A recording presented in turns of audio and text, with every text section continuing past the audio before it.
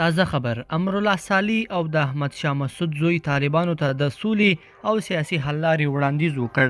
دا چې امرالله صالح او د مسعود زوی له طالبانو څخه څه غوښتي دي، څه وړاندیز یې کړی دی، نور جزئیات ویډیو کې وګورئ. یو چینل سبسکرایب کړئ. السلام علیکم، ستړي مشئ. په پنجشیر کې امرالله صالح او د احمد شاه مسعود زوی احمد مسعود د وینې بهېدو مخنیوي لپاره د سولې او سیاسي حل لارې وړاندیز وکړ.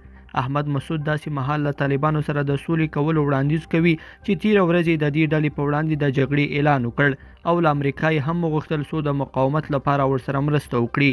اوس داسې ښکاري چې احمد مسعود له جګړې او مقاومت پښیمانه شوی دی او دته یو نږدې کس مهدي حسیني اعلان وکړ چې دوی له طالبانو سره تماس نیولی او د سولې تړون وړاندیز یې کړی دی.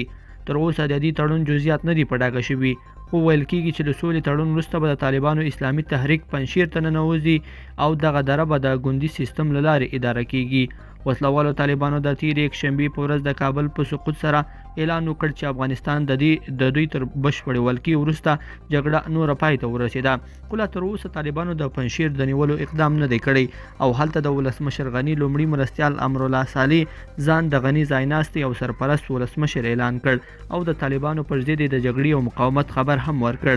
تر اوسه طالبانو د احمد مسعود وړاندیز په اړه څه نه دي ویلي، خو الامارا ورځپاڼې ویلي چې طالبانو هم مسعود ته معاملې پیشنهاد کړی دی. حسیني زیاته کړې که څه هم د مسعود جنګیالي د نظامی مقاومت تیاری لري، خو مسعود او صالح د وینې بهېدو په نسبت سیاسي حل لاره غوره بولي.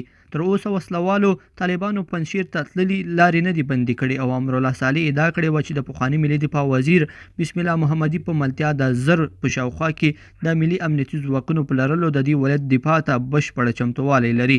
خو ځینې رسنۍ بیا هلته د افغان ځواکونو شمېر له 2000 څخه تر 2500 پورې بولي.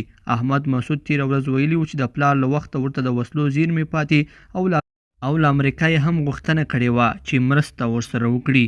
لیدونکو په دې هیله چې دا مطلب به مو تر پایه لیدلی وي. که مو دا ویډیو خوښه شوې ویډیو لایک کړئ او چینل سبسکرایب کړئ.